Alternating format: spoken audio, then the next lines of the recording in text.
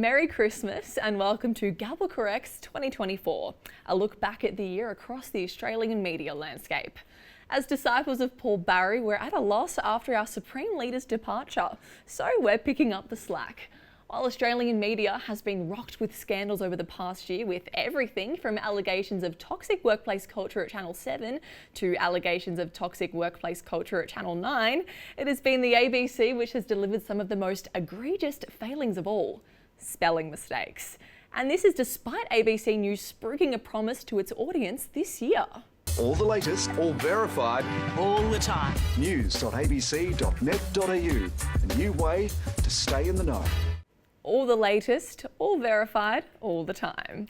The ABC had the latest breaking news on the attempted assassination of then US presidential candidate and now President-elect Donald Trump back in July, although they forgot to verify the spelling of quite possibly the most important word in the story: assassination. This wasn't the only time the S key jammed on journalists' keyboards that day, with the ABC also chopping off a letter of the shooter's name.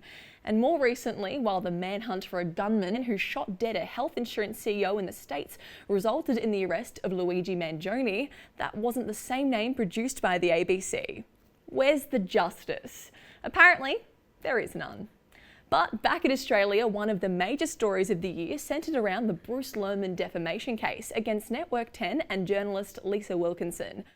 And while the media was split over the pronunciation of Bruce's surname, Bruce Lerman. Bruce Lerman. Bruce Lerman. Bruce Lerman. the ABC found a clever way to avoid the pronunciation issue altogether by simply dropping the R entirely and renaming him Bruce Lemon. While the former employer of Bruce Lemon also underwent a rebrand, now trading as British American Tobacco. And while Lisa Wilkinson's lawyer, Sue Chrysanthu, was subject to some careless reporting, another of Miss Chrysanthu's clients was dealt a similar fate, with exiled Victorian Liberal MP Moira Deeming also rechristened. In defamation cases, accuracy of reporting is of utmost importance, allegedly. Moving on, and the tagline of the ABC Science Division is "We want to make you smarter." However, it could be argued that the ABC is actually doing the exact opposite. And look at all the marvellous things the ABC is teaching us. I mean, if I didn't know better, I'd think this creature was a venomous snake. But thanks to the ABC, I now know that this is a red-bellied black snail. Back in August, ABC children's news program BTN celebrated Science Week by delving into the history of a pioneering paleontologist. Her name was Mary Anning, and she was born in 1799 in Lyme Regis in England. Born in 1799. What else did the ABC teach us about Mary Anning? In 1945, she was diagnosed with breast cancer. This is curious considering Mary died in 1847, which according to the ABC's version of events would mean her cancer diagnosis came 98 years after her death. But the scientific mishaps didn't end there. In reporting on NASA's Clipper probe embarking on its journey to one of Jupiter's moons, BTN Newsbreak provided video experts from two leading scientists involved in the mission. Clipper is going to tell us if Europa has all of these ingredients for life. And I'm really proud that as humanity that we choose to undertake these difficult and long-term goals. But there's something wrong with this footage. And I'm not just talking about the stray cursor that's been left smack bang in the middle of the ABC screen recording. More concerningly, that is not Gina DiBraccio, and that is not Laurie Leshin, because that is Gina DiBraccio and that is Laurie Leshin. Apparently, women in science all look the same. Anyway, now for a lesson in irony. For anyone unfamiliar with the concept, the dictionary definition of irony is South Australian Premier Peter Malinauskas celebrating the 1-year anniversary of a phone ban in schools by taking a selfie in a school. And the ABC is an expert practitioner of the ironic art. I mean, for a network that literally has a spelling bee show, you'd think the national broadcaster would be able to spell words like nurse or tomatoes or significant correctly. Speaking of significant errors, in this article reporting on an administrative error, the ABC made an administrative error of its own by bungling the spelling of this law firm before realising its error and updating it. And while the Australian public can generally rely on Media Watch to call out problematic media coverage, the program isn't immune from erring itself. But Australian politicians haven't been spared from the ABC's typo terror either.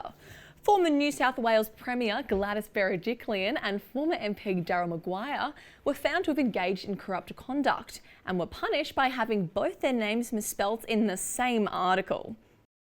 And that's not all. Andrew Wilkie is apparently now Andrew Wilk. Victorian Premier Jacinta Allen's been robbed of an A, and Pauline Hanson may be well within her rights to demand a please explain. I could keep going, and I will. Jenny McAllister, Kate Fairman, Ellen Sandel. I might just stop you there. Wait, I've got more. Why don't you just pop on over to the back bench and I'll wrap things up here. See you after the break.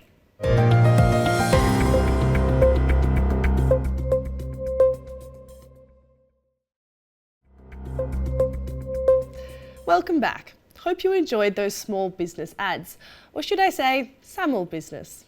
Well, the big ticket item this year was the Olympic Games, and while there are strict rules that govern broadcasting and reporting on the Olympics, despite these stringent policies, basic factual accuracy doesn't seem to be among the criteria. For instance, the ABC inadvertently jumped on the ray gun shade-throwing bandwagon by misspelling the name of Australian breakdancing royalty 3 times, once for each opponent she lost to. US gymnast Jordan Chiles was stripped of a bronze medal, with that decision currently under appeal.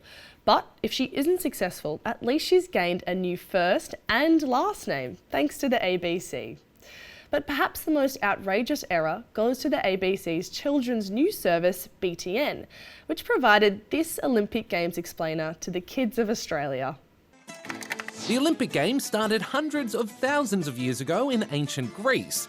Yes, BTN's history lesson suggested the Olympics started hundreds of thousands of years ago in ancient Greece. However, this is at odds with actual history, considering ancient Greece itself only emerged about 3,000 years ago. Indeed, according to BTN's version of events, the Olympics could have actually predated Homo sapiens themselves. But away from the centrepiece of the Games, France found itself in the spotlight for other reasons too. The iconic Cannes Film Festival briefly appeared as the more anglicised Cannes Film Festival. Who'd have thought the spelling was more difficult than the pronunciation? Meanwhile, French tennis player Adrien Manarino was sensationally stripped of his nationality by the ABC, who, on a whim, suddenly decided he was Italian. And in more savoury news, the ABC reported on a story about French bakers claiming a record for the world's longest baguette. The article claimed that part of the baguette was cut and shared with the public, while the rest was given to homeless people, who famously aren't members of the public. Anyway, back in June, the ABC joined media outlets across the world who found it rather amusing that US magazine People had mistaken Tasmania for the African country of Tanzania.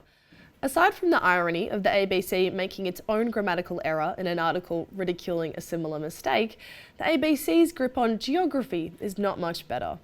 For instance, rather than reporting on the Mexican city of Ensenada, the ABC opted instead to inform readers about the mythical city of Ensenada. Also on the ABC's itinerary was Portocito, a non-existent place seemingly confused with the Sicilian seaside village of Porticello. And despite our best efforts, we still haven't been able to find Slovakia. But things aren't any better back home. As if problems plaguing the delivery of new Spirit of Tasmania vessels weren't enough, when they finally do make their way to Australia, they'll have the additional task of having to navigate through Bass Strait. Over in South Australia, the Olympic Dam mining site was hit by storms in October, with ABC journalists letting their frustrations at the weather spill into their writing. And in reporting on troubled airline wrecks, the ABC noted the carrier flew between 9 capital cities, which is quite remarkable considering Australia only has 8. And while the aviation industry has been in the headlines this year for cancelled flights, reporting on planes has been equally unreliable. Apparently, rather than servicing their planes in an aeroplane hangar, Qantas has been servicing its planes using hangars. Clothes holders aside, back in August, an aviation white paper was released outlining rights for airline customers when their travel plans are disrupted. And while the ABC reported Transport Minister Catherine King as saying airlines needed to be more accountable, she was also reported as saying Australians were often not treating customers fairly. Naughty Australians. There was also a media buzz surrounding the first plane landing at the new Western Sydney airport, with this ABC article reporting that it is the first new major international airport since Melbourne's Tullamarine opened in 1970. However, an earlier edition of the article was much more vague, stating the first new airport since Melbourne's Tullamarine opened more than 2 decades ago. Now, while this is factually correct, this information is about as useful as saying the very first ancient Olympics were held more than 2 decades ago. And in international travel, a Singapore Airlines flight was in the news after having to make an emergency landing in Thailand. Flight SQ321 was reported as SG321 by the ABC, which is a call sign of Indian airline SpiceJet, not Singapore Airlines. The ABC also reported that family members of an Australian couple injured in the turbulent Singapore Airlines flight were to be flown to Singapore. This was unusual, however, considering the couple was being hospitalised in Bangkok, Thailand, and the ABC later amended their geographical error. Anyway, the ABC prides itself on being your ABC, but is it really? Is the ABC really looking out for everyday Aussies? The likes of John Lush, the lentil farmer who had the misfortune of having his name turned to Josh. And what about Oscar Leela? Is it Oscar with a C or Oscar with a K? And why has Mr. Wallace suddenly become Mr. Wallave? The list is endless. Pilot boat skipper Zach Kinzette, CEO Angela Gillum, EV driver Mr. Prasad. All right, time's up. You're out of here. I'll see you after the break.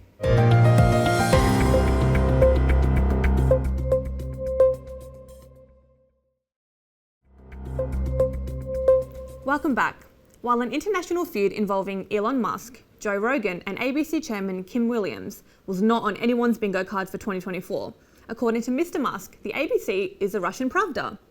Russian political propaganda aside, Mr. Musk may have reason to feel aggrieved at the ABC, given the ABC didn't use the beaten-to-death phrase X, formerly Twitter, but instead insisted on officially dead-naming the platform X, formerly Twitter. Moving on to sport. And Australian Olympians are treated with the utmost of respect at the ABC, with high jumper Nicola Ollie-Slagers coming home with both a silver medal and a new surname. Aussie tennis player Rinky Hijikata became Ricky. Aussie Jack Doohan is apparently driving for Appline rather than Alpine, and Ferrari has apparently launched a new airline. Former AFL player Tony Armstrong farewelled the role of sport presenter on the ABC News Breakfast, with a tribute article recalling his viral celebration after the Socceroos qualified for the 2020 World Cup. 2020, famously the year of live sport. While the ABC doesn't appear to know its ABCs, it also seems to struggle with his 1, 2, 3s. For starters, the National Broadcaster's News Division may need to enlist the help of Play School, seeing that it has difficulties in counting to 12. In another numerical challenge, the ABC claimed that nitrogen fertiliser production increased from 12.94 million tonnes in 1961 to 122.74 million tonnes in 2019, which is apparently a 95% increase.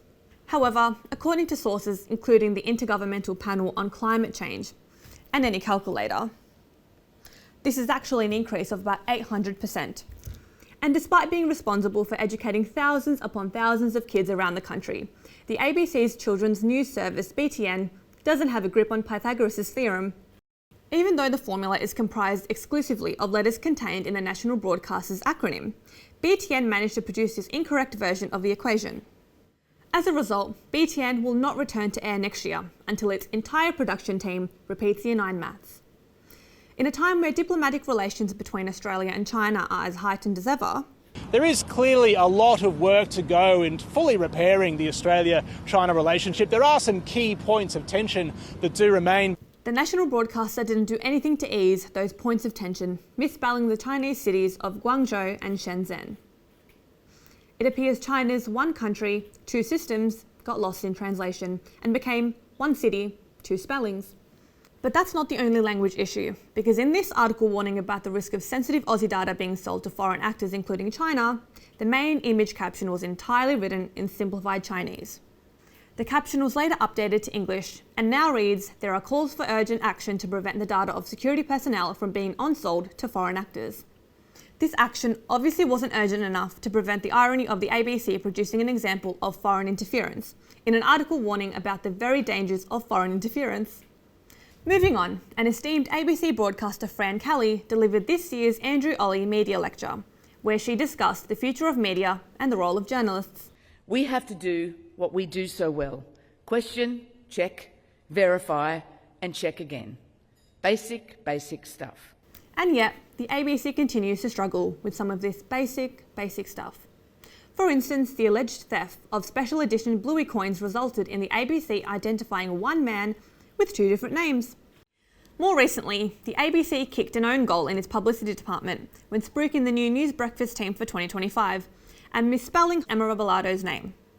And the ABC was also found to be cutting corners when its renowned investigative journalism program, Four Corner. Anyway, Taylor Swift fever hit pretty much everyone in Australia and around the world.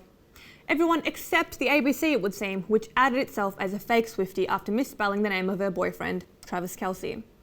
The national broadcaster's trouble with the pop girl is continued in its review of Sabrina Carpenter's album Short and Sweet, mistaking driving for diving in her song Coincidence.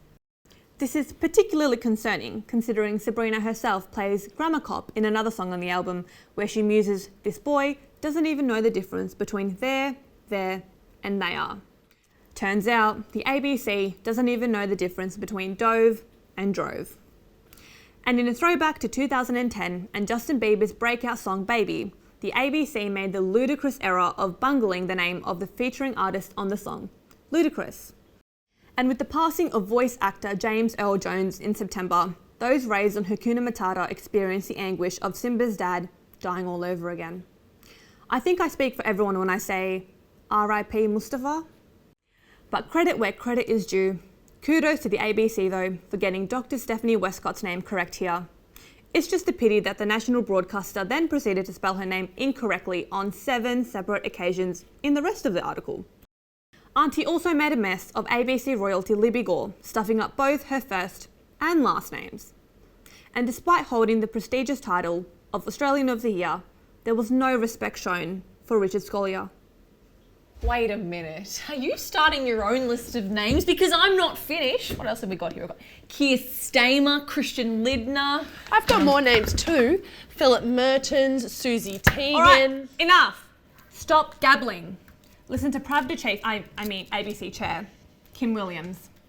We will sometimes make mistakes, but when we do, we will acknowledge them, correct them, and redouble our efforts to avoid them in the future, as we have done in recent times. We will sometimes make mistakes. Seems to be the understatement of the year. However, we will acknowledge that some of the mistakes highlighted throughout this episode have since been corrected. But as for all the other errors, is it too much to expect the ABC to apologise? I mean, probably is too much to expect that. What else have we got? Where is Slovakia on here? I just can't find it. So many What about Ensenada? I know that should be on I here. feel like Ensenada doesn't exist or something like that. Slovakia? It's just this.